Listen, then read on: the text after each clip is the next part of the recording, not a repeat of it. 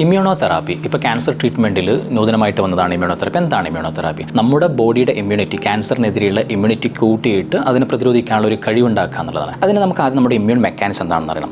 നമ്മുടെ ബോഡിയിലേക്ക് വേറൊരു ആൾ വരുമ്പോൾ, ഒരു വൈറസോ ബാക്ടീരിയ ഒക്കെ വരുമ്പോൾ അതൊരു ഫോറിൻ ബോഡിയായിട്ട് നമ്മുടെ ഇമ്മ്യൂൺ സെൽസ് ഡിറ്റക്ട് ചെയ്യും, എന്നിട്ട് അതിനെ നശിപ്പിക്കും. അതാണ് ഉണ്ടാവുക. നമ്മുടെ ഒരു സെല്ല് ക്യാൻസർ ആകുമ്പോൾ അതിൽ പല മെക്കാനിസം ഒക്കെ നടന്ന് DNA പ്രോബ്ലംസ് ഒക്കെ വന്ന് അതിൽ പല ആൻറ്റിജൻസും ക്യാൻസർ ആൻറ്റിജൻസും ഒക്കെ വന്നിട്ട് അത് ക്രമാതീതമായി വളരുകയാണ്. അപ്പോൾ ശരിക്കും പറഞ്ഞു കഴിഞ്ഞാൽ നമ്മുടെ സെൽസ് പോലെ അല്ലാത്ത വേറെ സംഭവമായിട്ട് അത് മാറുന്നുണ്ട്. എന്നിരുന്നാലും പലപ്പോഴും നമ്മുടെ ബോഡിക്ക് അതിനെ ഒരു ഫോറിൻ ബോഡിയായിട്ട് ഡിറ്റക്ട് ചെയ്യാൻ പറ്റുന്നില്ല.